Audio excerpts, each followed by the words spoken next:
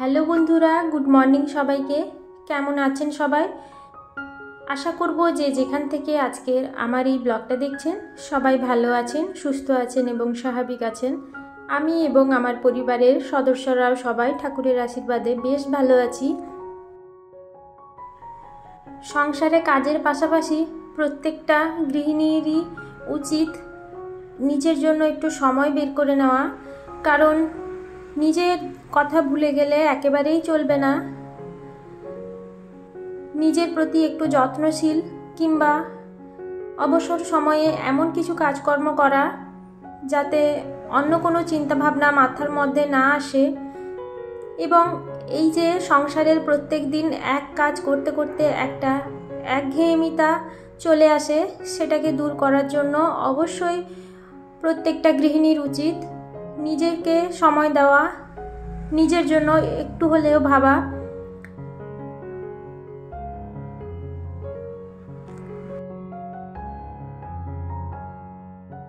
কারণ পরিবারের প্রত্যেক সদস্যর যত্নের পাশাপাশি বাড়ির কাজকর্ম প্রত্যেকটা জিনিসের পাশাপাশি কিন্তু নিজের প্রতিও একটু ধ্যান দেওয়া উচিত।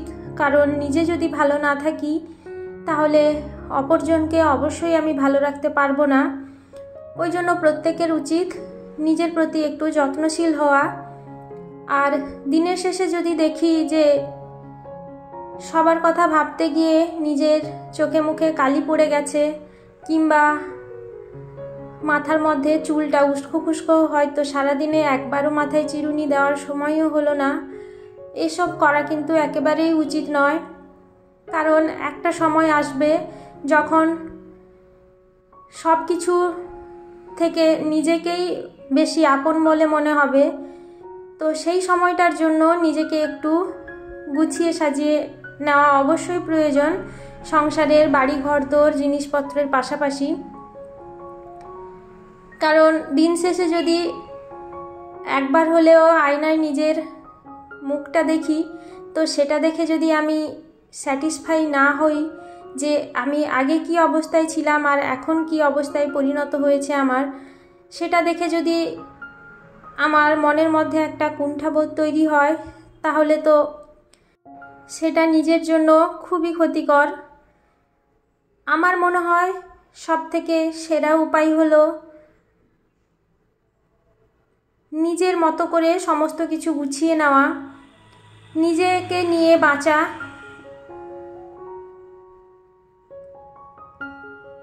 আর বাইরের কে কি বললো না বললো সেসব বিষয়ে একেবারেই কান দেওয়া উচিত নয়। কারণ লোকের কথা যত ভাববেন ততই মনের মধ্যে নানা রকমের অশান্তির সৃষ্টি হবে, তাহলে নিজে কখনোই ভালো থাকতে পারবেন না।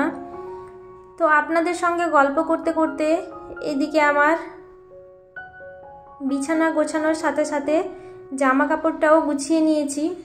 আসলে অনেক কটা জামা কাপড় দেখছি বাইরে পড়ে আছে, যেগুলোকে ভালো করে ভাঁজ করে আলমারিতে রেখে দেব। কারণ সব জিনিসপত্র যদি ঘরের বাইরে পড়ে থাকে তাহলে পুরো ঘরটা মনে হবে আবর্জনার স্তূপ। তো সেই জন্য একটু গুছিয়ে ছেলের যেগুলো যে রেগুলার ইউজ করে ওগুলো যেখানকার জিনিস সেখানে রেখে দেব, আর বাদ বাকি যেগুলো প্রত্যেক দিনের প্রয়োজনীয় জিনিসপত্র নয় সেগুলো আলমারিতে তুলে দেব। আসলে কি বলুন, তাও কয়েকদিন হলো বৃষ্টি হবে হবে বলে হচ্ছিল না, কিন্তু গরমটা বেশ ছিল।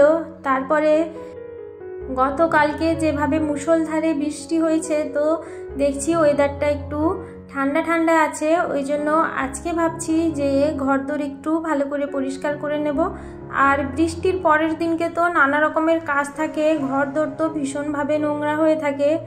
আর ঘরের থেকে ঘরের বাইরেরটা আরও বেশি নোংরা হয়, কারণ বাইরে যেহেতু গাছপালা আছে, তো ঝড়ের সাথে সাথে প্রচণ্ড পাতা পড়ে চারিদিকে পুরো পাতায় ভর্তি হয়ে যায়। তো সকালবেলা যেদিন বৃষ্টি হয় তার পরের দিন সকালবেলা কিন্তু আমার প্রচুর কাজ থাকে। তো এদিকে কাজকর্মগুলো করে এদিকে রান্নাঘরে চলে এসেছি। এই যে চিকেন হচ্ছে, এদিকে দেখুন চিকেনটা কি সুন্দর কালার হয়েছে। আর কিছু কিছু রান্না আগেই শেষ করে নিয়েছি। এই যে সবজিগুলো এখন নিয়ে বসেছি, কারণ আজকে সবজির বাজারটা অনেক দেরি করে এসছে, তখন আমি রান্না প্রায় শেষের পথে। তো তখন সেই টাইমে আমি সেগুলো আর গুছিয়ে রাখতে পারিনি, সেগুলো রেখে দিয়েছিলাম। রান্না টান্না শেষ করে দুপুরে খাওয়া দাওয়া হয়ে গেছে, ছেলেকে ঘুম পাড়িয়ে দিয়ে এবার নিয়ে বসেছি। কারণ এই সব কাজগুলো করতে গেলে একটু টাইম লাগে, তো সে তাড়াহুড়ো করে তো করা যাবে না। এদিকে সবজিগুলো গোছাতে গিয়ে দেখলাম এই যে গাজরটা ভীষণ কাদা হয়ে গেছে, তো সেগুলো আর এমনি ফ্রিজের মধ্যে ঢোকাবো না, সবজিগুলোকে ধুয়ে নিয়ে তারপরে ঢোকাবো। কারণ সবজিটা ধুয়ে যদি ফ্রিজের মধ্যে ঢোকানো হয় তাহলে দেখেছি সবজি পচার সম্ভাবনা একটু কম থাকে, মানে ধুয়ে শুকনো করে নিতে হবে, নাহলে ওই যে ধুলো ময়লা কাদা ওগুলো থেকে কিন্তু সবজিতে পচন বেশি ধরে। কিন্তু প্রত্যেক দিন তো আর সম্ভব হয় না সমস্ত সবজি ধুয়ে শুকিয়ে আবার রাখা। যেগুলো দেখি ভীষণ পরিমাণে নোংরা জমে আছে তাদের গায়ে, তো সেগুলোকেই ধুয়ে নেওয়ার চেষ্টা করি। এই যে কুঁদলি আর এই গাজরটা দেখলাম প্রচুর নোংরা হয়ে আছে। আর তো তেমন কোনো সবজি নেই, টমেটো ক্যাপসিকাম আর উচ্ছে এসেছিলো, ওগুলোকে ঢুকিয়ে দিয়েছি এমনি। এই যে কাজ করতে করতে সন্ধে হয়ে এসছে, তো সেই জন্য একটু তাড়াহুড়ো করছি। ছেলে ওদিকে ঘুম থেকে উঠে পড়েছে, সন্ধে দিতে হবে, অনেক কাজ আছে এরপর। সবজিগুলোকে একটু ভিজিয়ে রেখেছিলাম, তো সেই জন্য হাত দিয়ে ঘষে দিতে কাদাগুলো বেশ সুন্দর করে উঠে যাচ্ছে। আপনাদেরকে ভিডিওর শুরুতে আমি বলেছিলাম যে নিজেদের প্রতি যত্নশীল হওয়া উচিত। তো আজকে এটা বলার কারণ হলো আমি আজকে একটু নিজের প্রতি যত্ন নেব ভাবছি। প্রত্যেক দিনই ভাবি যে এটা করব ওটা করব সকালবেলা উঠে, কিন্তু কাজের চাপে আর সেগুলো করাই হয়ে ওঠে না। নিজের প্রতি যত্ন বলতে ওই বিকেলবেলা আর তেমন কাজ নেই, সমস্ত কাজকর্ম শেষ হয়ে গেছে। এবার শুধু হাত মুখ ধুয়ে চুলে শ্যাম্পু করেছিলাম, তো সেটাতে ঠিকমতো চুলটা আঁচড়ানোই হয়নি, সেই রকমই থেকে গেছে। তো ভাবছি চুলটা একটু ভালো করে আঁচড়ে হাতে মুখে একটু ক্রিম লাগিয়ে নেব। কারণ এই যে সারাদিন এত সাবান সার্ফ তারপরে জল হাতে পায়ে লাগে, তো সেই জন্য সন্ধেবেলা দেখি হাত একেবারে খড়খড়ে হয়ে যায়। তো সেই জন্য হাতে একটু ক্রিম লাগিয়ে নিয়ে মুখে টুখে লাগিয়ে নেব।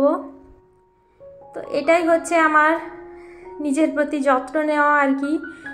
বন্ধুরা, আমার ব্লগটা আপনাদের কেমন লাগলো অবশ্যই আমাকে কমেন্ট করে জানাবেন। আর আমার ব্লগ যদি আপনাদের কোথাও একটুও ভালো লেগে গিয়ে থাকে তাহলে আমার চ্যানেলটিকে সাবস্ক্রাইব করে আমার পাশে থেকে যাওয়ার অনুরোধ জানাবো। যারা যারা এখনও পর্যন্ত আমার চ্যানেলটিকে সাবস্ক্রাইব করেছেন তাদের প্রত্যেককেই আমি জানাবো অসংখ্য ধন্যবাদ। আপনারা এভাবেই আমার পাশে থাকুন, সাথে থাকুন, যাতে আমি আরও সুন্দর ভিডিও বানাতে অনেকটা মোটিভেট হই। দেখা হবে আপনাদের সঙ্গে আবারও একটা নতুন দিন, নতুন সকাল নিয়ে। ততক্ষণে সবাই ভালো থাকবেন, সুস্থ থাকবেন, সাবধানে থাকবেন। সবাইকে জানাবো অসংখ্য ধন্যবাদ এতক্ষণ অবধি আমার সাথে থাকার জন্য এবং আমার পাশে থাকার জন্য।